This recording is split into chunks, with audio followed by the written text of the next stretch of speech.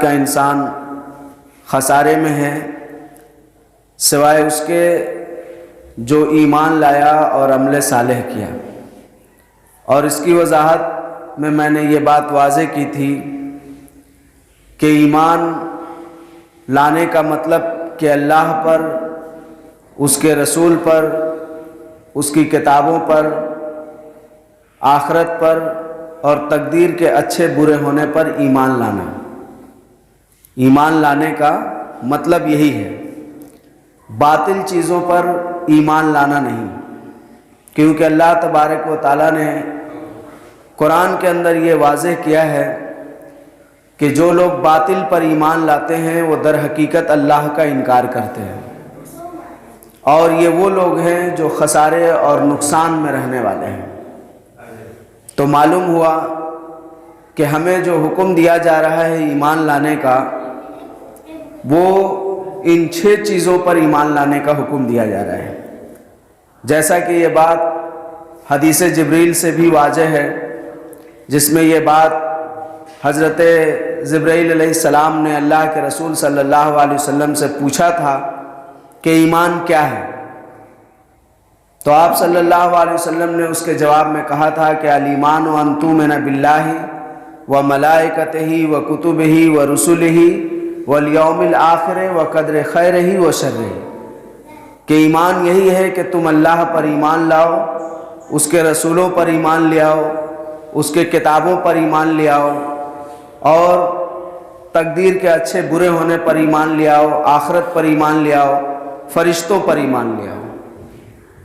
تو یہ وہ 6 چیزیں ہیں جو ایمان کے اندر داخل ہیں۔ اس کے اندر ایمان میں ان 6 چیزوں کے داخلے کے بعد جو سب سے اہم چیز ہے وہ ہے ان تؤمن باللہ، اللہ پر ایمان لانا۔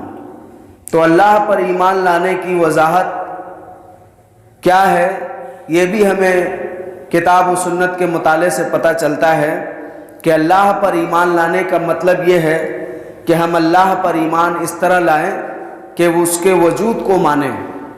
بہت سارے لوگ اللہ کے وجود کے منکر ہیں، اور ابھی تازہ مثال وسیم رضوی کا بھی لیا جا سکتا ہے کہ اس نے بھی اسی طرح کا کام انجام دیا ہے، قرآن پر بے شمار اعتراضات کیے ہیں، اللہ کے رسول صلی اللہ علیہ وسلم کے خلاف گستاخانہ کتاب شائع کیا ہے، اور اسی طرح نہ جانے کس کس طرح کے خرافات کو انجام دیا ہے۔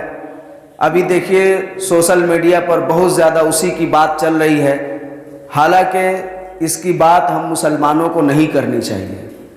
اس لیے نہیں کرنی چاہیے کہ وہ کوئی بہت اہم شخصیت بھی نہیں ہے، اور اس کے اسلام سے نکل جانے سے اسلام کو کوئی نقصان بھی نہیں ہوا ہے، جو اس کی بات کی جائے اور بار بار اس کو سامنے لایا جائے، ایسی وہ کوئی بہت اہم شخصیت نہیں ہے، اور ہوتی بھی تو اسلام کے نکل جانے سے کسی کو کوئی سروکار نہیں ہے۔ اس بات کو اللہ تبارک و تعالیٰ نے بہت پہلے ہی بیان کر دیا۔ آج سے 1400 سال پہلے جب غزوہ احد کا میدان تھا اور وہاں صحابہ کرام لڑ رہے تھے اللہ کے لیے، اللہ کے رسول کے لیے، دین کی سربلندی کے لیے، تو کسی نے یہ افواہ پھیلائی کہ اللہ کے رسول کا انتقال ہو گیا، یعنی انہیں شہید کر دیا گیا۔ تو اللہ تبارک و تعالیٰ نے قرآن میں یہ آیت نازل کی، وَمَا مُحَمَّدٌ إِلَّا رَسُولٌ قَدْ خَلَتْ مِن قَبْلِهِ الرُّسُلُ، محمد سوائے ایک اللہ کے رسول کے اور اس سے زیادہ کچھ نہیں ہے۔ یعنی اللہ نے یہاں پر اپنی اہمیت واضح کی کہ محمد جو ہیں وہ اللہ کی جانب سے رسول بنائے گئے ہیں تمہارے لیے، تو اگر وہ قتل کر دیے جائیں یا شہید کر دیے جائیں تو کیا تم دین سے الٹے پاؤں پھر جاؤ گے، لڑائی روک دو گے؟ یہ اس لیے ہوا کہ کچھ صحابہ کرام تو لڑتے رہ گئے، اور کچھ صحابہ کرام نے کہا کہ جب اللہ کے رسول ہی نہیں رہے تو لڑنے سے کیا فائدہ۔ تو اللہ نے کہا کہ اگر اللہ کے رسول شہید کر دیے جائیں یا ان کا انتقال ہو جائے تو کیا تم دین کی مدد کرنا، دین کی سربلندی کے لیے لڑنا چھوڑ دو گے، کوشش کرنا چھوڑ دو گے؟ تو ٹھیک ہے، تم اس سے پلٹ جاؤ اللہ کو بھی تم سے کوئی سروکار نہیں۔ تو جب اللہ نے یہ بات صحابہ کرام کو بتا دیا کہ تم اگر اپنی شخصیت، اپنی ذات، اپنے سکون کے لیے اسلام کو چھوڑو گے تو چھوڑ سکتے ہو، خوشی سے چھوڑ سکتے ہو، تو یہ وسیم رضوی کیا ہے؟ چھوڑ دے، چلا جائے، اللہ کو اس سے کوئی مطلب نہیں ہے۔ تو اسی لیے ہم کو اس پر بات نہیں کرنی چاہیے اور اس طرح کی بات نہیں کرنی چاہیے۔ تو یہ چیز اللہ کے ایمان میں آتی ہے، یعنی اللہ کے ذات کا وجود ہمیں معلوم ہونی چاہیے کہ اللہ موجود ہے۔ پھر دوسری چیز جو اللہ کے ایمان میں داخل ہے وہ یہ ہے کہ اللہ اپنے ذات میں، اپنے صفات میں اور اپنے افعال میں یکتائے روزگار ہے، یعنی اس کا کوئی بھی ثانی اور شریک نہیں ہے۔ تیسری بات کہ پورے کائنات کو چلانے والا اور ساری چیزیں اسی کی حکمت کے اور اسی کی حکومت میں ہیں۔ اور چوتھی چیز اس طرح اس بات کا یقین کرنا کہ اللہ ہی کی عبادت کرنی ہے، یعنی اللہ کے علاوہ اس دنیا کے اندر کوئی بھی ایسی شخصیت نہیں ہے کہ جس کی پرستش کی جائے، جس کی پوجا کی جائے، جس سے لو لگائی جائے اور جس سے امیدیں باندھی جائیں، سوائے اللہ کے اور کسی کی بھی ذات نہیں ہے۔ تو یہ ہے اللہ پر ایمان لانا، جو ان ایمان لانے والے مجموعوں میں سب سے اہم ہے۔ اس کے بعد جس چیز پر ایمان لانا ہے وہ کیا ہے؟ اللہ کے انبیاء، یعنی جن لوگوں کو بھی ہم اللہ کا داعی اور مبلغ سمجھیں گے، یا جن لوگوں کو بھی اللہ نے یہ اختیار دیا کہ ان کو نبی بنایا، وہ آ کر لوگوں کو بتائے کہ آؤ اللہ کی طرف، آؤ اللہ کی عبادت کی طرف، آؤ اللہ کی معرفت حاصل کرو، ان پر ہمیں اس طرح ایمان لانا ہے کہ وہ اللہ کی جانب سے بھیجے گئے ہیں، اور یہ کہ وہ ہم ہی میں سے ہیں، یعنی کوئی دوسری مخلوق نہیں ہے۔ جیسے بہت سارے لوگوں نے یہ سوچا کہ انبیاء فرشتوں میں سے ہونا چاہیے، یا انبیاء کوئی اور دوسری مخلوق ہونی چاہیے، یا انبیاء اگر ہیں تو ان کے کھانے پینے کا انتظام اللہ تبارک و تعالیٰ الگ طریقے کا کرتا، ہم انسانوں ہی کی طرح یہ بھی کھاتے ہیں، پیتے ہیں، بازاروں میں چلتے ہیں، پھرتے ہیں، ان کی بھی بیوی اور بچے ہیں، اس طرح نہیں ہونا چاہیے تھا۔ تو ان باتوں کا انکار کرنا، یعنی ان باتوں کا انکار کرنے والا در حقیقت نبیوں پر، رسولوں پر ایمان لانے والا نہیں ہے، اور جو ان باتوں کو قبول کرتا ہے وہی در حقیقت انبیاء اور رسول پر ایمان لے آئے گا۔ پھر ان کے ایمان میں یہ بھی شامل ہے کہ ان کی عزت اور تکریم کی جائے، ان کے حکم کو مانا جائے، اور ان پر جو کتاب نازل ہو رہی ہے اس کتاب کو بھی مانا جائے۔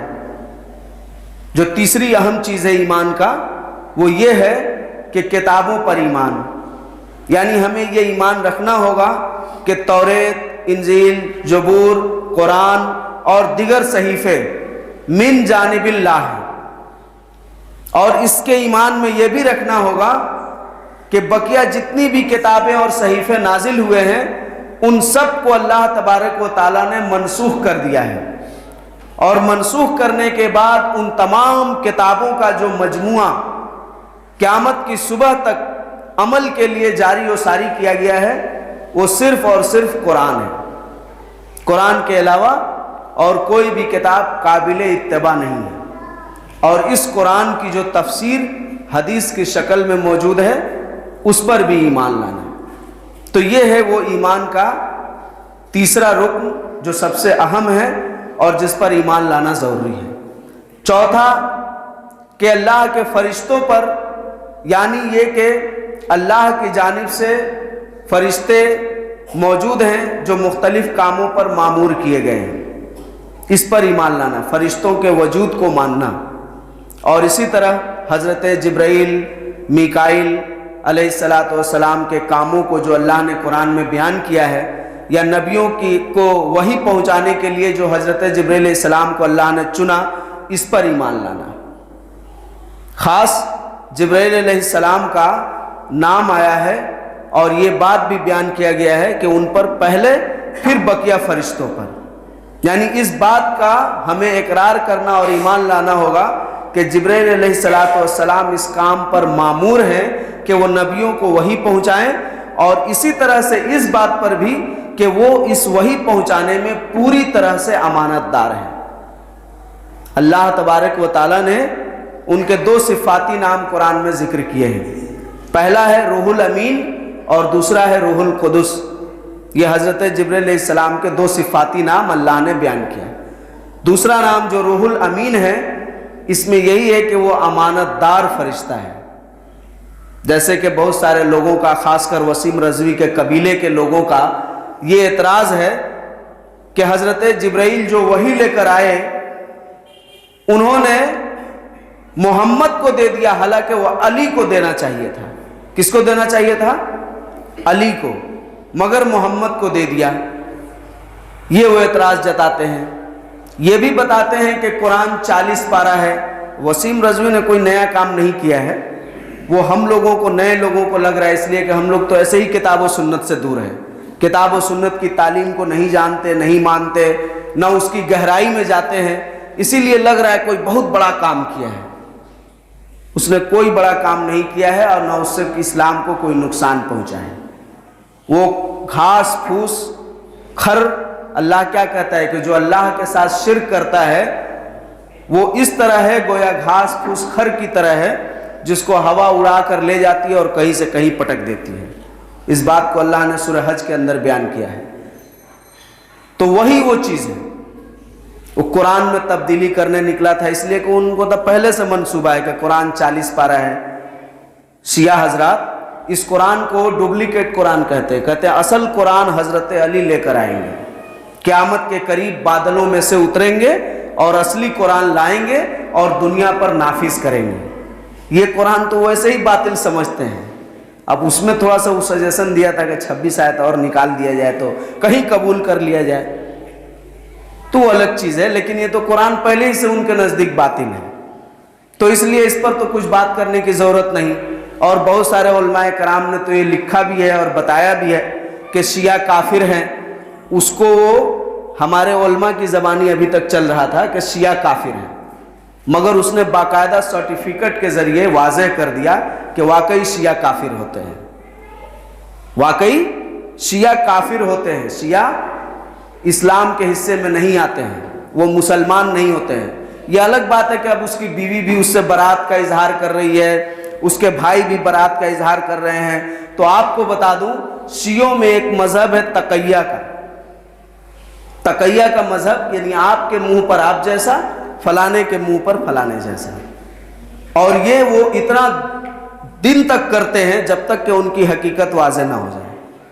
تو یہ ان کا مذہب ہے، حالانکہ کافر تو وہ بھی ہے، اس کی بیوی بھی ہے، اس کے بھائی بھی ہے، اس کا پورا خاندان اور پورا شیعہ مذہب ہی کفریہ مذہب ہے، مگر چونکہ جھمیلوں سے بچنے کے لیے، فتنوں سے بچنے کے لیے، چونکہ وہ اب سرٹیفکیٹ کے حساب سے شیعہ کافر ہو گیا نا، وسیم رضوی سرٹیفکیٹ مل گیا کہ ہندو دھرم، ہندو تو کوئی دھرم ہے نہیں، مگر وہ کہہ رہا ہے کہ ہندو دھرم، تو جو بھی، تو اب وہ ہو گیا، تب اس کے لوگ کیا کہیں گے؟ تو اس لیے لوگ بچنے کے لیے تقیہ اختیار کر رہے ہیں، اس سے ہم کہا ہمارا کوئی تعلق نہیں، اس سے تعلق نہیں، وہ یہ اس بات کا اعلان کریں کہ ہمارا شیعہ جماعت سے کوئی تعلق نہیں، کریں گے؟ نہیں کریں گے، تو ظاہر ہے کہ وہ کافر ہیں، وہ یہ کبھی بھی نہیں کر سکتے۔ تو میں آپ کو یہ بتا رہا ہوں کہ یہ ہے ایمان کے حصے میں جو چیز آتی ہے۔ تو اللہ تبارک و تعالیٰ نے ایمان لانے والے کو کامیاب کہا، اور وہ ایمان کے باریکیاں، یعنی وہ ایمان کے ارکان ہیں، اللہ پر ایمان لانا، اللہ کے رسولوں پر ایمان لانا، کتابوں پر ایمان لانا، اس کے فرشتوں پر ایمان لانا، تقدیر کے اچھے اور برے ہونے پر ایمان لانا، اور آخرت پر ایمان لانا۔ تب جو پانچویں چیز ہے وہ ہے آخرت پر ایمان لانا، یعنی ہمیں اس بات کا یقین کرنا ہے اور ایمان رکھنا ہے کہ آخرت قائم ہونے والی ہے، جہاں ہمارے اچھائیوں کا اور برائیوں کا بدلہ دیا جائے گا، اور جنت اور جہنم اس کے حساب سے ہمیں متعین کی جائے گی، یعنی جو اچھے لوگ ہوں گے، جو اچھے عمل کیے ہوں گے، ان کے لیے جنت ہے، جو برے کام کیے ہیں ان کے لیے جہنم ہے۔ اور تقدیر کے اچھے اور برے ہونے پر یہ چھٹی چیز ہے جس کو ہمیں ماننا ہے. اس پر اس طرح ایمان لانا ہے کہ تقدیر کو برا بھلا نہیں کہنا ہے. اللہ نے جو تقدیر میں لکھ دیا ہے وہ ہو کر رہے گا، مگر اللہ نے اسی کے ساتھ یہ بھی آپشن دیا آپ کو کہ آپ دعا کریں. دعا سے تقدیر کے کچھ حصے بدل دیے جاتے ہیں. مثال کے طور پر جو حدیث میں واضح کی گئی ہے کہ تقدیر سے دعا سے تقدیر کس طرح بدلتی ہے، وہ اس طرح کہ اللہ نے آپ کے موت اور حیات کا، رزق کا انتظام کر دیا ہے، وہ نہیں بدلے گا. یعنی اگر آپ کو اللہ نے لکھا ہے کہ 70 سال جئیں گے تو آپ 70 ہی سال جئیں گے. اللہ نے لکھا ہے کہ آپ پوری زندگی اتنے کروڑ کا مالک بنیں گے تو اتنے ہی کروڑ کا آپ مالک بنیں گے، اس سے زیادہ کا نہیں بنیں گے. اللہ نے یہ لکھ دیا ہے کہ آپ فلاں جگہ مریں گے تو وہیں آپ مریں گے، وہ چیز تبدیل نہیں ہوگی. پھر کیا تبدیل ہوگی؟ تو تبدیل اس کے اسباب ہوں گے. تبدیل کیا ہوگا؟ اسباب ہوگا. کیا اسباب؟ اسباب جس کا ذکر حدیث کے اندر موجود ہے اس طرح سے کہ ابن آدم کے قدم اس وقت تک نہیں ہلیں گے قیامت میں جب تک کہ اس سے 5 چیزوں کے بارے میں نہ پوچھ لیا جائے. تو اس میں سے ایک چیز کیا ہے کہ تم نے مال کہاں سے کمایا اور کہاں خرچ کیا. تو یہ ہوتا ہے اسباب.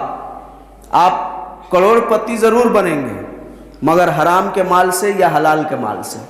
اس میں آپ کو اللہ نے اختیار دیا. اس میں آپ دعا کریں گے کہ اللہ جو میرے پاس مال آئے وہ حلال کا آئے. تو اللہ آپ کو حلال والے راستے کی طرف لگا دے گا. اس میں تبدیلی ہوگی. آپ ضرور عالم بنیں گے مگر آپ فتنہ فساد پھیلانے والے عالم بنیں گے یا لوگوں کی اصلاح کرنے والے عالم بنیں گے. یہاں دعا آپ کی کام آئے گی. جو دعا سکھلائی گئی ہے اللہم انی اسألک علما نافعا، اے اللہ مجھے نفع بخش علم دے، ورزقا طیبا اور حلال روزی دے، وعملا متقبلا اور ایسا عمل کرنے کی توفیق دے جو تیری بارگاہ میں قبول کر لیا جائے. تو یہ ہے وہ اسباب جو تبدیل ہوں گے. آپ ضرور مریں گے مگر آپ کی موت پانی میں ڈوبنے سے ہوگی، یا کوئی آپ کا دشمن آپ کو مارے گا، یا گھر کے فرد میں سے کوئی آپ کے موت کا سبب بنے گا، یا کوئی حادثہ بنے گا، یا کوئی جانور بنے گا، یا کس طرح. یہ سارے اسباب ہیں، یہ تبدیل ہو جائیں گے. آپ جب اللہ سے دعا کریں گے کہ اللہ مجھے اچھی موت دے، ایسی موت دے جو ایمان والی موت ہو، ایسی موت دے جو تیرے نزدیک محبوب ہو، تو اللہ تعالیٰ اس کے اسباب کو تبدیل کر دے گا. آپ جئیں گے 70 ہی سال تو دعا کریں گے تو آپ کا 70 دنا نہیں ہو جائے گا، مگر آپ کی 70 سالہ زندگی میں اللہ اتنی برکت ڈال دے گا اور آپ اتنی کام کریں گے کہ اگر اس کام کو کرنے کے لیے کوئی سوچے گا تو وہ سوچے گا کہ ہم کو اس کے لیے 3 گنا عمر چاہیے، یہ عمر کافی نہیں ہے. تو یہ ہے وہ چیز جو تقدیر میں دعا کے ذریعے بدل جاتی ہے. تو تقدیر پر ہمیں اس طرح ایمان رکھنا ہے کہ جو اللہ نے فیصلہ کر دیا ہے وہ ہوگا، مگر اس کے اسباب ہمارے اختیار میں ہیں. یعنی دعا کے ذریعے ہم اللہ سے ان چیزوں کو مانگ سکتے ہیں.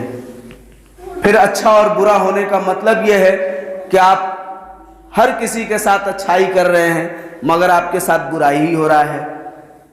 آپ ہر ایک کے بارے میں اچھا گمان کر رہے ہیں مگر وہ آپ کے ساتھ غلط ہی کر رہا ہے. اس پر آپ کیا کریں گے؟ تو اس پر بہت سارے لوگ اتاولا پن میں آ کے کہتے ہیں کہ میری تقدیر ہی خراب ہے.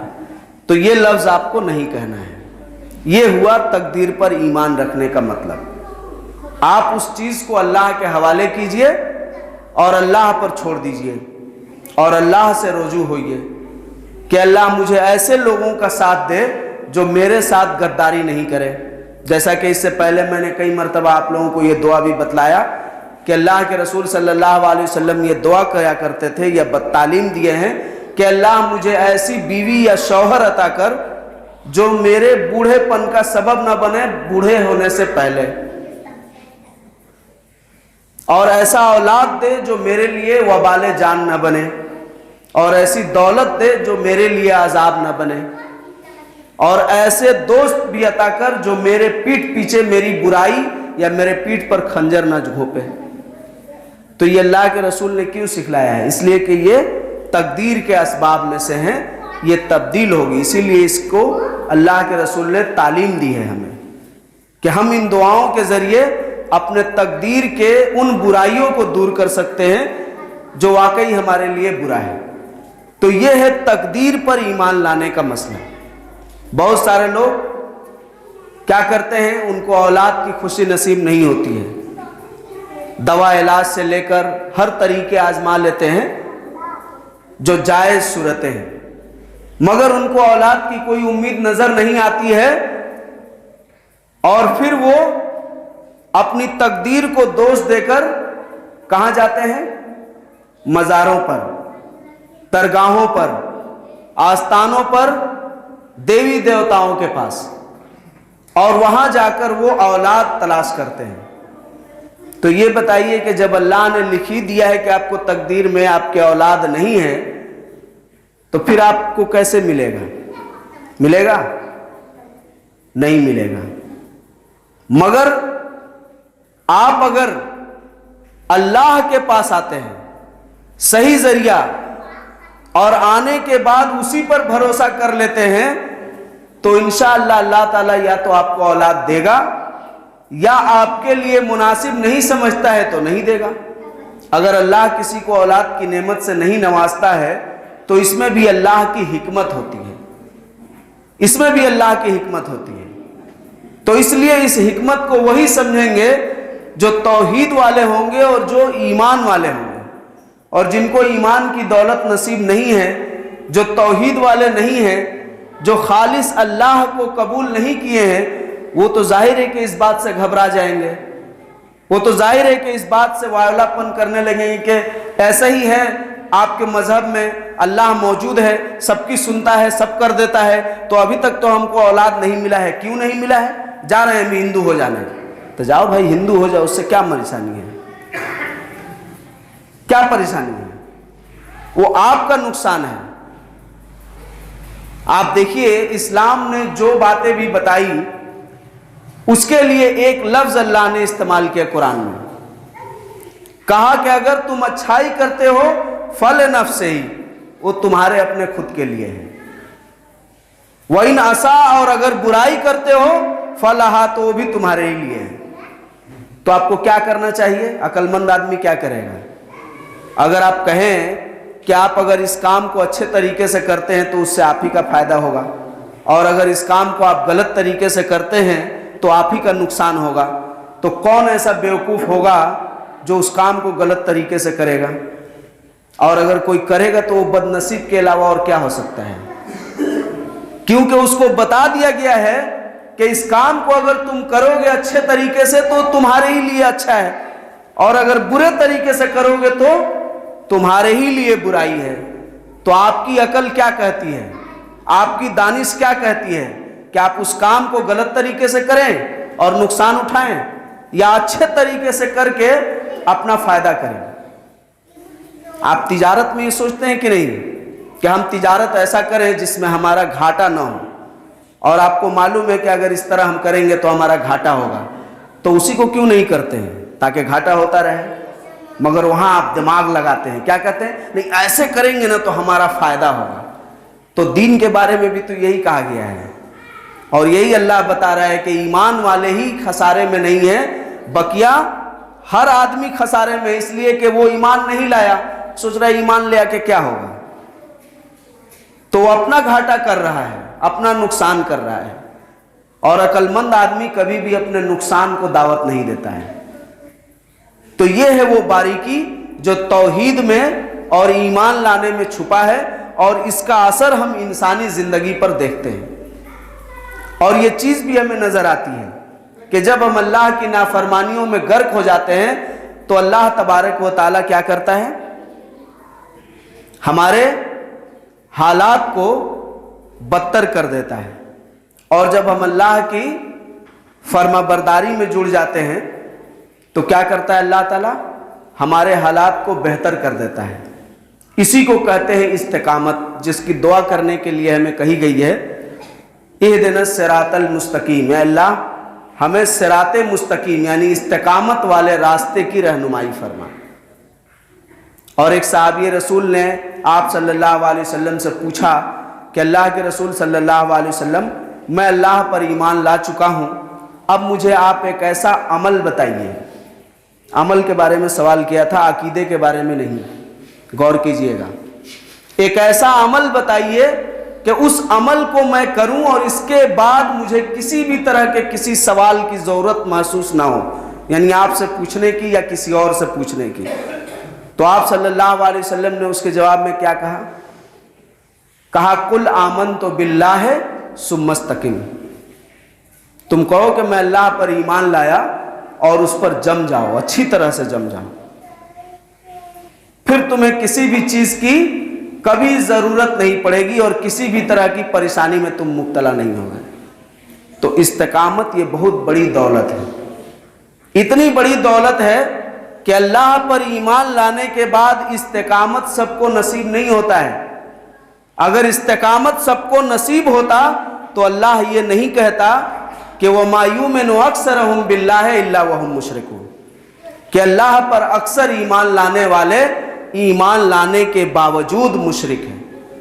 ये बात अल्लाह नहीं कहता। इसलिए नहीं कहता क्योंकि ईमान लाने का मतलब ही कि इस्तिकामत, ऐसा नहीं है। इस्तिकामत ये बहुत बड़ी चीज़ है और सबके बस की बात भी नहीं है, सबके बस की बात भी नहीं है। आज भी मौजूदा दौर में भी हम अहले हदीस, सुन्नी, वहाबी, बरेली की बात नहीं कर रहे हैं, मिन जुमले तमाम मुसलमानों की बात कर रहे हैं कि आज भी ईमान लाने के बाद मिन जुमले मुसलमानों में अगर इस्तिकामत तलाश की जाए तो शायद 2-3% लोग मिले जो मुस्तकीम हो, बकिया कोई नहीं है। अक्सरियत गैर मुस्तकीम जिंदगी गुजार रही है। अब इस्तिकामत क्या है?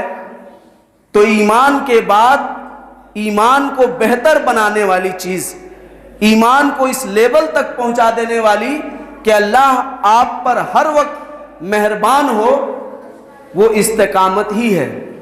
अल्लाह तबारक व तआला कह रहा है, इन्नल लज़ीना क़ालू रब्बुनल्लाहु सुम्मस्तक़ामू ततनज़्ज़लु अलैहिमुल मलाइका अल्ला तख़ाफ़ू वला तहज़नू वअबशिरू बिल जन्नतिल लती कुंतुम तुअदून। जिन लोगों ने कहा कि हमारा रब अल्लाह है, सुम्मस्तक़ामू, फिर उसी पर वो जम गए, इस्तिकामत इख्तियार कर गए, तो अल्लाह उनकी हिफाजत के लिए आसमान से फरिश्ते नाजिल कर देगा। तो ये कौन लोग हैं? हम मुसलमान हैं, हम तमाम मुसलमान हैं। हमारे लिए फरिश्ते उतरेंगे हमारी हिफाजत के लिए। तो ईमान के उस लम्हे को याद कीजिए को कैसा ईमान है जिस ईमान वाले के बारे में अल्लाह कह रहा है कि अगर वो ये कहता है कि मैं अल्लाह पर ईमान लाया, फिर उस पर वो इस्तिकामत इख्तियार कर लेता है, तो अल्लाह उसकी हिफाजत के लिए आसमान से फरिश्ते नाजिल कर देगा। आपको हुकूमती Z+Y+ की ज़रूरत नहीं पड़ेगी। अल्लाह अपनी जानिब से आपकी गैबी मदद करेगा। तो ये है वो इस्तिकामत, ये है वो चीज़ जो सहाबे कराम में देखने को मिली, उसके बाद ताबईन कराम में, उसके बाद हमारे कई एक बुजुर्गान दीन में, और उसके बाद भी आज बहुत सारे ऐसे लोग हैं जिनके दिल का हाल अल्लाह जानता है, वो मुस्तकीम हैं, और जो मुस्तकीम हैं वही दर हकीकत अल्लाह के ऐसे औलिया शुमार किए जाते हैं जिनके बारे में अल्लाह जानता है और वो जानते हैं। हम में से, आप में से कोई नहीं जान सकता। हम जिसको अल्लाह का वली कह देंगे वो अल्लाह का वली नहीं है। अल्लाह कहता है कि मैं जिससे मोहब्बत करता हूँ, ये सारी चीज़ें, ये सारे दर्जे जब वो पार कर लेता है ना, तो अल्लाह ताला जिब्रील अलैहिस्सलाम को बुलाकर कहते हैं कि मैं फ़लाँ बंदे से मोहब्बत करता हूँ, क्योंकि वो इस्तिकामत इख्तियार कर चुका है, वो मेरा महबूब हो चुका है, मैं उससे मोहब्बत करता हूँ। इस बात को तुम फरिश्तों को बतला दो। फरिश्तों को बतला दी जाती है, आसमान ज़मीन के हर मखलूक को बतला दी जाती है, मगर इस बात का इल्म उसको नहीं होता है जिससे अल्लाह मोहब्बत करता है। तो अब बताइए कि जिसको अल्लाह मोहब्बत किया, अपना वली बनाया, اس کو اس بات کا علم نہیں ہے, تمام مخلوقات کو ہے, اور ہم کو کیسے علم ہو گیا کہ یہ فلانے اللہ کے ولی ہیں؟ کیا ہمارے اوپر وحی آئی ہے؟ تو اگر وحی آئی ہے تب تو ہم اس سے بڑے ہوئے نا, اس سے بڑے ہو گئے نا جی, ہوئے کہ نہیں؟ کیونکہ ہم کو اگر کسی پوسٹ پر رکھا گیا ہے اور ہم کو پتا نہیں ہے, آپ کو پتا ہے, آپ کو کیسے پتا ہوگا؟ آپ کو کوئی خبر دے گا تبھی نہ پتا ہوگا, آپ تو غیب جانیں گے نہیں. تو اگر آپ کو خبر ملی ہے تو کس نے خبر دیا ہے؟ تو غیبیات کی دنیا میں آئیں گے, اللہ کے بات کی خبر کی بات کریں گے, تو آپ یا تو نبی اور رسول ہوں گے, تبھی تو آپ کو خبر دیا جائے گا کہ میرا فلاں بندہ میرا محبوب ہے. تو آپ اس سے بڑے ہو گئے نا.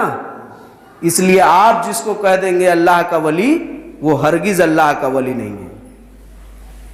یہ بات نوٹ کر لیجئے آپ لوگ, یہی کتاب و سنت میں بتایا گیا ہے, اور یہی ہے اہل سنت والجماعت کا نظریہ ولی کے بارے میں, کہ اللہ کا ولی وہ ہے جسے اللہ نے قبول کیا ہے, اور یہ کون ہے یہ بہتر اللہ جانتا ہے. یہ ہم میں آپ میں سب کو پتہ نہیں ہے, مگر انبیاء کی نبوت, انبیاء کی ولایت کو اللہ نے واضح کیا, کیونکہ ان پر ایمان لانا ضروری تھا, مگر ایک ولی پر ایمان لانا ضروری نہیں ہے, اس لیے اللہ اس بات کو بتانا ضروری نہیں سمجھا ہے. یہیں سے وہ بات بھی آ گئی. اب آگے اللہ تبارک و تعالیٰ جو بتا رہا ہے وہ یہ بتا رہا ہے کہ وہ مجھ سے مانگتا ہے میں اس کو دیتا ہوں.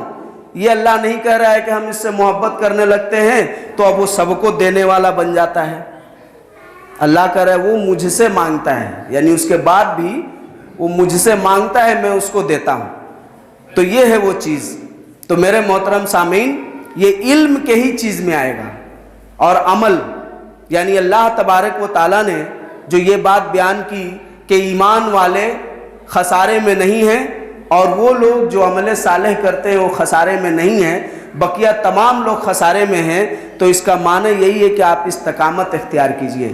ایمان پر استقامت اختیار کرنے کا مطلب کیا ہوتا ہے؟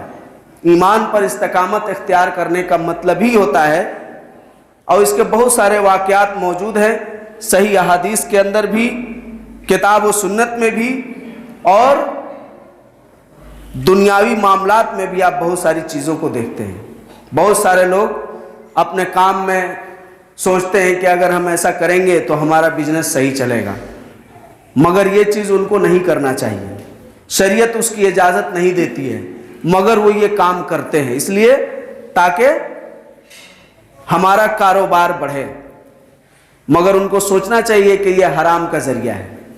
اللہ کے رسول صلی اللہ علیہ وسلم کہتے ہیں کہ تم اگر حلال ذریعے کو ہی پکڑے رہو گے اور ہم سے دعا کرو گے اور جمے رہو گے تو ہم تمہیں 2 گنا دیں گے. جیسے اس کی مثال ایک اللہ تعالیٰ نے بیان کی. اللہ کے رسول فرماتے ہیں کہ دنیا کا سب سے امیر ترین آدمی اور سب سے بڑا آدمی ہر اعتبار سے, کیا ہے؟ ہر اعتبار سے کون ہے معلوم ہے؟ وہ کون شخص ہے جو ہر اعتبار سے دنیا کا سب سے بڑا آدمی ہے؟ ہر اعتبار سے مطلب کیا ہوا ہے؟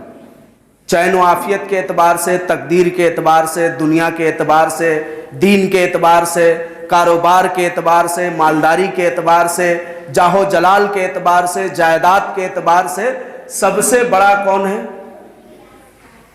کون ہے؟ آپ لوگوں کی جانکاری کے لیے پوچھ رہے ہیں. معلوم ہے کون ہے؟ نہیں معلوم ہے. ہاں, اللہ رب العزت کی بات ہم نہیں کر رہے, ہم انسانوں کی بات کر رہے ہیں. کون ہے؟ فجر کی 2 رکعت سنت پڑھنے والا. فجر کی 2 رکعت جو سنت پڑھتا ہے وہ اتنا بڑا ہے کہ اللہ کے رسول کہتے ہیں اللہ کی طرف سے کہ اس کو وہ چیز ملی جو دنیا اور دنیا کی تمام چیزوں سے بہتر ہے, اور وہ سب سے بڑا مالدار آدمی ہے. اس لیے مالدار ہے کہ اگر اس کی وضاحت ہم کرنے بیٹھے تو گھنٹوں بیت جائیں گے اور اس کی وضاحت ختم نہیں ہوگی. اس لیے کہ اگر وہ فجر کی 2 رکعت سنت، فرض کی بات ہی چھوڑ دیجئے، فرض کی باری تو بعد میں آئے گی، اور جس فرض کے سنت کا یہ عالم ہے اس کے فرض کا کیا عالم ہوگا آپ سوچ سکتے ہیں۔ جس کے سنت پڑھنے کی بشارت اور فضیلت دی گئی کہ وہ دنیا کا سب سے بڑا مالدار آدمی ہے، سب سے بڑا طاقتور آدمی ہے، سب سے بڑا جاہ و جلال والا ہے، وہ اس لیے کہ اس کی بہت ساری حدیثیں موجود ہیں، اور جب اس کو آپ عملی زندگی میں دیکھیں گے تو اس طرح پائیں گے بھی۔ اگر واقعی وہ ایسا ہے تو واقعی ایسا ہے تو آپ پائیں گے بھی۔ اس کے پاس دولت کے افراط ہوگی مگر اسے پتہ نہیں ہوگا کہ کہاں سے آتا ہے کہاں جاتا ہے۔ اس کے پاس کھانے پینے کے بھی افراط ہوں گے مگر اسے بھی پتہ نہیں کہ کیسے آتا ہے کیسے جاتا ہے، کیسے کھاتے ہیں کیسے پیتے ہیں۔ اس کے اعتبار سے اس کو عزت بھی ملے گی مگر اسے یہ بات سمجھ میں نہیں آئے گی۔ اس کے دشمن اس سے ڈریں گے۔ اگر کوئی اس کے ساتھ ناانصافی کرے گا تو اللہ فوراً اس کو گرفت میں لے لے گا۔ یہ ساری فضیلتیں حدیث کے اندر موجود ہیں۔ اس طرح سے وہ انسان ہوگا تو اس کو بیک گراؤنڈ بنانے کی کیا ضرورت ہے؟ اللہ اور اس کے فرشتوں کا بیک گراؤنڈ اس کے پاس ہے۔ آپ کسی کے بیک گراؤنڈ کو دیکھ کر دوستی کرتے ہیں، اس کے پاس اس طرح کا بیک گراؤنڈ ہے جو آپ کے پاس نہیں ہے، کیونکہ حدیث موجود ہے کہ جو فجر کی 2 رکعت سنت پڑھے، فرض پڑھے، اور پھر اس کے ساتھ کوئی ناانصافی کرے ذرہ برابر بھی، تو میں فوراً اس سے بدلہ لیتا ہوں۔ معجم کبیر طبرانی کی روایت میں ہے کہ میں اس سے، یعنی اس نقصان کرنے والے شخص سے اس طرح بدلہ لیتا ہوں اور اتنا زیادہ غصہ ہوتا ہوں جیسا کہ ایک جنگ میں استعمال ہونے والا جنگی شیر، اس سے بھی زیادہ تیزی سے اور غصے سے اس شخص سے بدلہ لیتا ہوں۔ تو اللہ جس سے بدلہ لے گا اس کی کیا حالت ہوگی؟ تو غور کیجئے ایسے شخص، لیکن یہ اسی صورت میں ممکن ہے جب ہم ایمان والے بنیں گے اور ایمان کے ساتھ ہمارے پاس استقامت ہوگی۔ صرف جمعہ کے دن نہیں آئیں گے بلکہ 5 وقت نمازوں کی پابندی کریں گے۔ آپ کو کیا پتا ہے، ہم لوگ عذاب قبر سے بچنے کے لیے، قبر کی سختیوں سے بچنے کے لیے بہت سارے ٹونا ٹوٹرم معاشرے میں کرتے ہیں میت کے لیے، مگر اتنی زیادہ بات کرنے کو نہیں کہی گئی ہے۔ کہا گیا ہے کہ اگر وہ توحید پر رہا اور 5 وقتہ نمازوں کی پابندی کرتا رہا تو وہ عذاب قبر کے، عذاب جہنم، تمام حشر و نشر اور قبر کی تمام سختیوں سے نجات پا گیا۔ تو یہ کیا بہت بڑی بات ہے؟ آپ لوگ نہیں کر سکتے ہیں یہ کام؟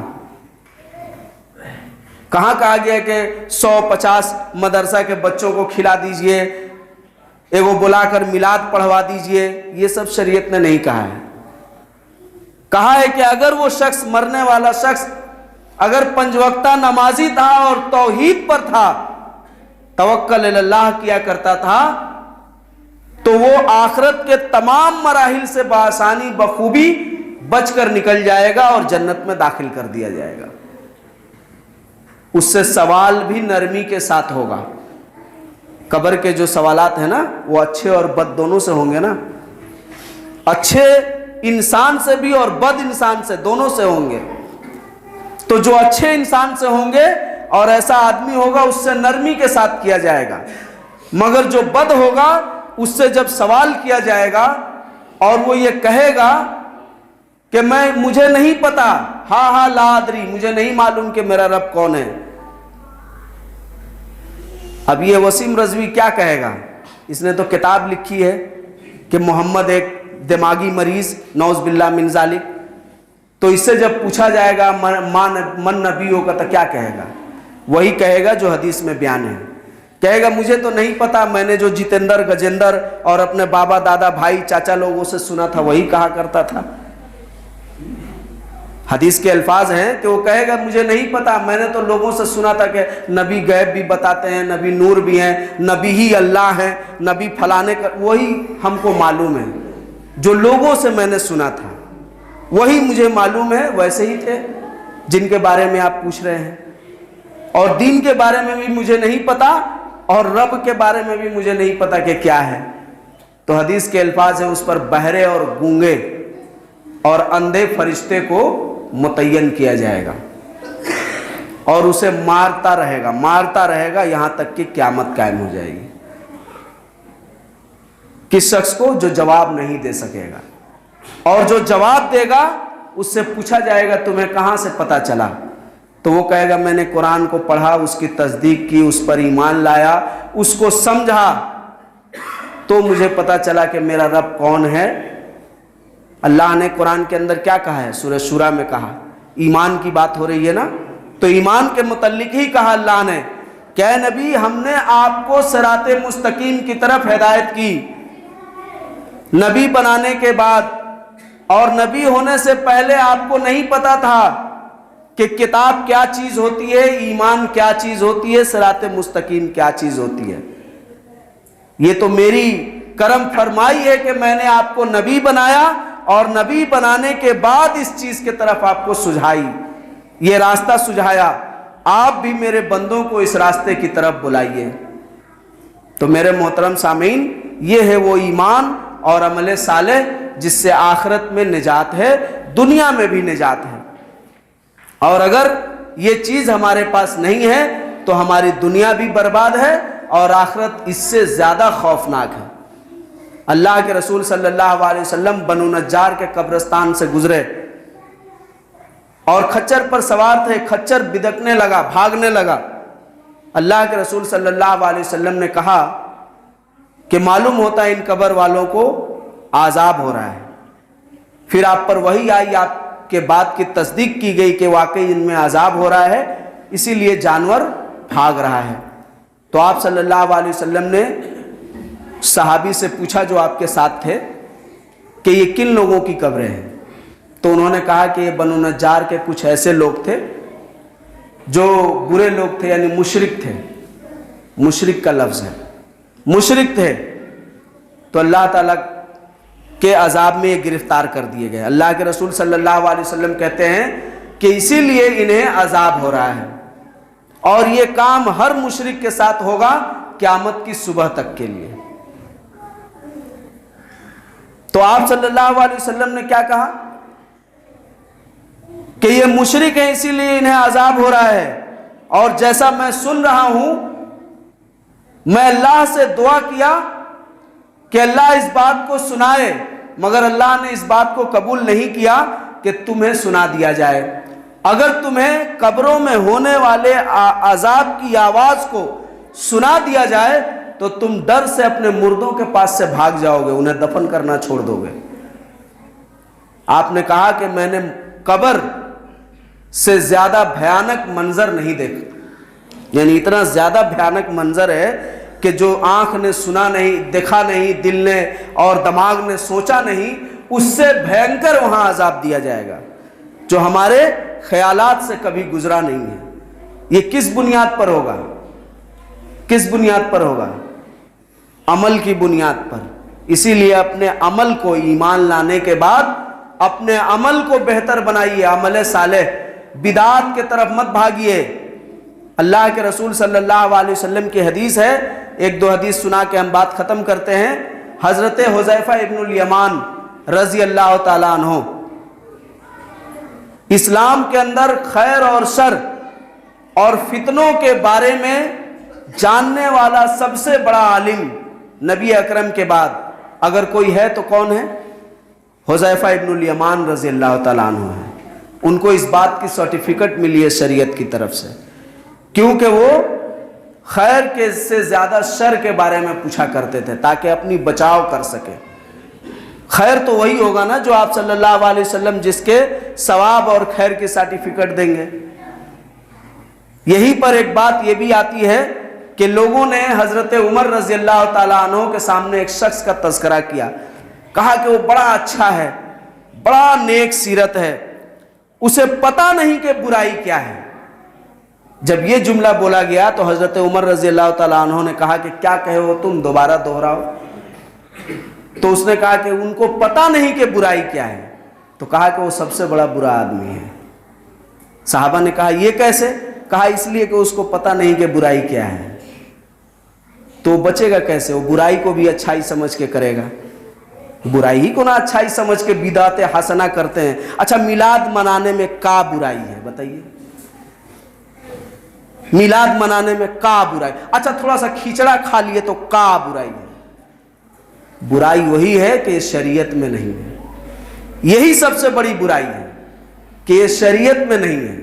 इससे बड़ी बुराई और क्या हो सकती है? तो हजरत हुज़ैफा इब्नुल यमान रज़ी अल्लाह ताला अन्हु कहते हैं कि मैंने अल्लाह के रसूल से हमेशा शर के बारे में जाना ताकि अपनी हिफाजत कर सके। खैर तो मिल ही रहा है। तो मैंने पूछा अल्लाह के रसूल से कि अल्लाह के रसूल सल्लल्लाहु अलैहि वसल्लम, हम लोग शर में गिरफ्तार थे, एक दूसरे के दुश्मन थे, बड़ी लड़ाई झगड़ा हम लोग कर रहे थे। आप आए, आपकी रहमत और बरकत से हमें इस्लाम की दौलत मिली, अल्लाह ने हमें हिदायत दिया। क्या इस खैर के बाद फिर शर आएगा? आपने कहा कि हाँ आएगा, मगर इस खैर के बाद शर आएगा? तो आपने कहा कि हाँ आएगा। फिर उन्होंने कहा कि अल्लाह के रसूल, क्या उस शर के बाद फिर खैर आएगा? आपने कहा कि हाँ उस शर के बाद फिर खैर आएगा, मगर उसमें फसाद होगा। तो उन्होंने पूछा अल्लाह के रसूल, फसाद का क्या माना? तो आपने कहा कि उसमें अच्छाइयाँ और बुराइयाँ मिक्स होंगी। वो लोग तुम्हारे नबी की सुन्नतों को छोड़कर दूसरे के सुन्नत को अपना लेंगे। वो लोग तुम्हारे नबी की हिदायत याफ्ता रास्ते को छोड़कर दूसरे रास्ते को अपना लेंगे और उसमें अच्छाइयाँ और बुराइयाँ मिक्स हो जाएंगी। है कि नहीं? हम सुन्नी हैं, सुन्नत रसूल पर चलते हैं, और मिलाद क्या है? बिदात हसना है। तो जब आप सुन्नी है तो बिदात हसना वाला काम कैसे करने लग गए? अल्लाह के रसूल ने कहा कि जब मेरी कौम मेरी सुन्नतों को छोड़ेगी, उसी के मिस्ल अल्लाह तबारक व ताला उनके अंदर एक बिदअत को दाखिल कर देंगे। आज हम तमाम लोगों ने अकीका के रस्म को छोड़ दिया है। जो सुन्नत है उसकी जगह क्या ले लिया है? उसकी जगह कौन सी चीज आई है? हैप्पी बर्थडे और सवैया, छठिहार, न जाने किन किन चीजों ने जन्म ले लिया है। हमने नमाज जब छोड़ दिया तो नमाज को जब छोड़ दिया और नमाज की सुन्नतों को छोड़ दिया तो इसकी जगह ने क्या लिया? जुमा के दिन जुमा दरूद, या नबी सलाम अलैका, कब्रों पर खड़ा होना, इन सारी चीजों ने ले लिया। नबी की बात गलत नहीं है ना, वो अल्लाह की जानिब से बोल रहे हैं कि जब तुम किसी सुन्नत को छोड़ोगे तो अल्लाह उसके मिस्ल तुम्हारे ऊपर बिदअत को नाजिल कर देगा जिसमें तुम गिरफ्तार हो जाओगे, या बिदअतों को करोगे तो अल्लाह ताला उसी के मिस्ल तुमसे सुन्नत छीन लेगा। ये दोनों रिवायतें आई हैं। तो हम लोगों ने जिस तरह से छठिहार को, जिस तरह से खतना को, जिस तरह से और दिगर आमाल को जायज किया है, उसी तरह से हमारी सुन्नतें खत्म हो रही है। निकाह की सुन्नत में कितनी सारी बिदअतें दाखिल हो गई हैं। तो ये क्या है? तो गौर कीजिए, अल्लाह के रसूल सल्लल्लाहु अलैहि वसल्लम से वो पूछ रहे हैं और आप ये बता रहे हैं। और इसी में ये बात भी मौजूद है कि क़यामत के करीब ये मुशरिक लोग अपने अमले सालेह ना होने की बुनियाद पर फंसेंगे। अल्लाह कह रहा है कि नबी आप कह दीजिए कि मैं तुम्हारी ही तरह का बशर हूं, मगर अफजल हूं इसलिए कि मुझ पर वही आती है कि तुम्हारा और हमारा माबूद एक है। बस जो अपने रब से मुलाकात करने का ख्वाहिशमंद है उसे चाहिए कि वो नेक अमल करता रहे। वला युशरिक बे इबादत रब यादा, और अपने रब की इस इबादत में यानी नेक अमल में, सालेह अमल में जो शरीयत से साबित है, उसमें किसी भी तरह की शिरक और रियाकारी को दाखिल न करे। अगर ये करता है तो उसके लिए खसारा है। एक और बात बयान करता हूं और खत्म करता हूं। अल्लाह के रसूल सल्लल्लाहु अलैहि वसल्लम कहते हैं कि तुम लोग क़यामत के दिन अपने रब को देखोगे।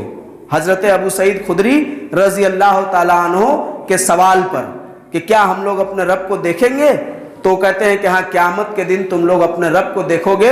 ये बताओ कि जब आसमान साफ होता है तो क्या तुम सूरज और चांद को देखने में दिक्कत महसूस करते हो? साहबा ने कहा नहीं। तो आपने कहा कि इसी तरह तुम क़यामत के दिन अपने रब को खुली आंखों से बगैर किसी दिक्कत के देखोगे।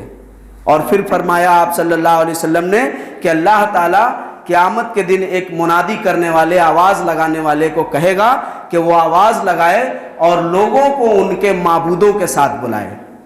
تو یہود اور نصارہ اپنے معبود عزیر کے ساتھ آئیں گے، نصرانی اپنے معبود عیسیٰ کے ساتھ آئیں گے، اسی طرح دیگر معبودان باطلہ اور ان کے پوجنے والے ان کے ساتھ آئیں گے قیامت میں۔ اللہ کہے گا جہنم کو لایا جائے، اور جہنم لائی جائے گی سراب کی طرح بنا کر۔ سراب کس کو کہتے ہیں؟ ریت میں وہ جگہ جہاں محسوس ہوتا ہے کہ وہاں پانی ہے مگر وہاں پانی نہیں ہوتا ہے، اس کو سراب کہتے ہیں۔ اس طرح سے جہنم کو بنا کے لایا جائے گا۔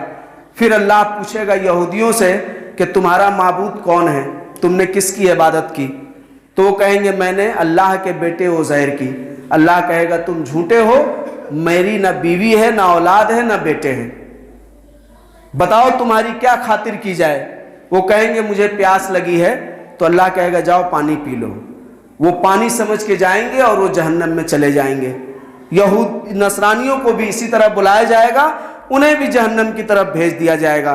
اسی طرح تمام معبودان باطلہ کے پرستاروں کو بلایا جائے گا۔ خواجہ کا سکہ چل رہا ہے، جائیے گا لے کر کے، چلے گا جہنم میں، سارے لوگ جہنم میں۔ پھر اللہ پوچھے گا ان نیک و بد لوگوں سے جو دنیا میں صرف اللہ کی عبادت کیا کرتے تھے، کہے گا تم لوگ کیوں کھڑے ہو؟ تو وہ لوگ کہیں گے کہ اللہ میں نے ایک اعلان کرنے والے کو سنا ہے کہ ان تمام لوگوں کو ان کے معبودوں کے ساتھ بلایا گیا ہے، ہم تو دنیا میں تیری ہی عبادت کرتے تھے اور تجھی سے مدد چاہتے تھے، ایاک نعبد و ایاک نستعین، تو ہم تیرے منتظر ہیں، تو آئے گا تبھی تو چلیں گے۔ تو اللہ انہیں جنت میں داخل کر دے گا۔ تو آپ کو اپنے رب سے محبت نہیں ہے تو اس پر ایمان کیسے لائیے گا؟ استقامت کیسے اختیار کیجئے گا؟ عمل صالح کی کیا اہمیت ہے آپ کے نزدیک؟ ظاہر ہے کہ بدعتوں میں پھنسے ہیں، دنیا داری نبھا رہے ہیں، مگر آخرت میں کوئی بھی دنیا داری، کوئی بھی رشتہ داری کام آنے والی نہیں ہے۔ اس لیے اپنے اعمال کی اصلاح کیجئے، اور جہنم میں جانے سے پہلے جو اسٹیج ہے نا، قبر اور اس کے اندھیرے سے نجات پانے کی کوشش کیجئے، تیاری کیجئے ایمان اور عمل صالح کے، کیونکہ یہاں آپ کامیاب ہو گئے تو آپ دوسرے منزل سے بھی کامیاب ہو جائیں گے۔ آخر میں اللہ سے دعا ہے کہ اللہ ہم سب کو نیک عمل کرنے کی توفیق عطا فرمائے، ہمارے ایمان اور اعمال کی اصلاح فرمائے، ہمیں نیک عمل کرنے کی توفیق عطا فرمائے، اور جو بھی عمل کریں اس پر استقامت کی توفیق عطا فرما۔ آمین وآخر دعوانا الحمدللہ۔